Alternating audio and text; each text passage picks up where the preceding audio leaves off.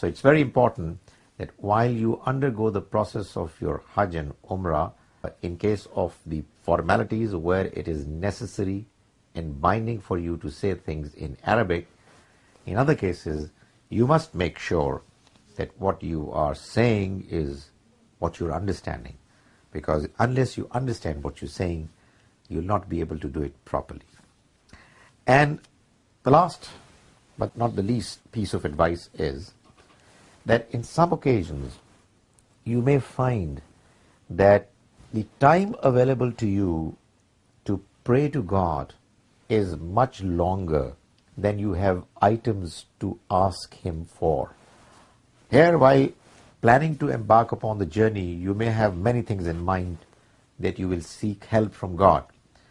But you will find yourself in a situation while doing your tawaf, circumambulating the Kaaba, while doing your sa'i, and more particularly in Arafat, that after having prayed for a while, for half an hour or an hour, you may get tired and you may start asking yourself, what else should I ask for?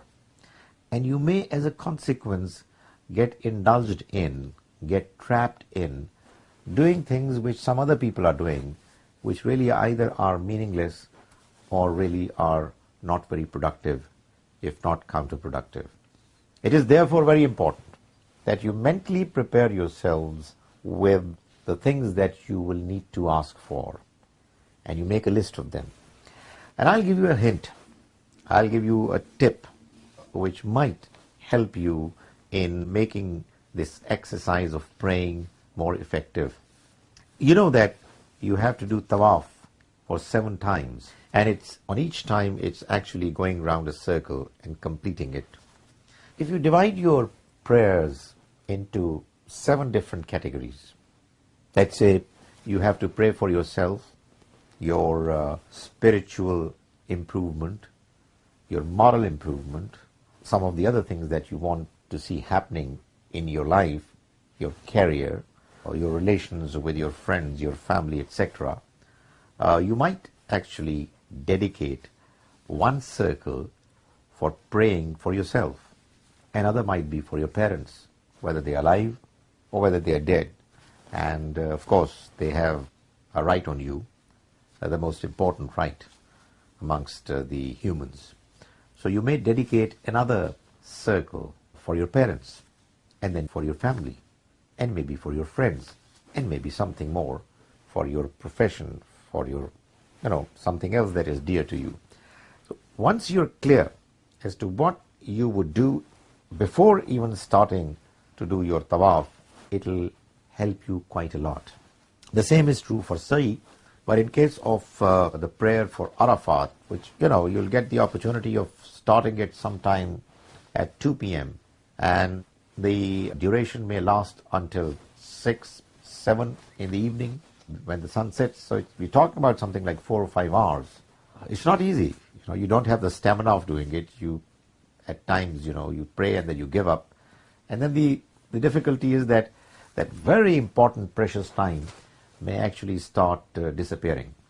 So what I suggest to you is, again, to divide your time of praying to God into durations, periods, and give a slight gap within which you take a rest, have a few glasses or bottles of either water or some drink, which is going to be available plentiful over there, and you'll be needing them because, of course, it's going to be pretty hot.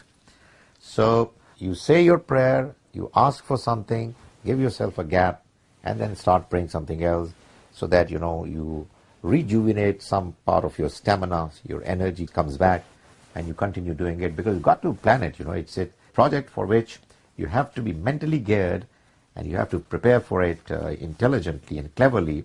Otherwise, you would find that even though you were anticipating and hoping for a very good opportunity for you to pray to God, very, very soon you'll start giving up and may start getting indulged in either talking to somebody or listening to somebody. And I tell you, listening on that occasion is not the best way of spending time. We listen to sermons every now and then, but that is the occasion where we have been given an opportunity by the Creator, our Sustainer, to speak our heart out to Him. and that opportunity must be availed as best as is possible.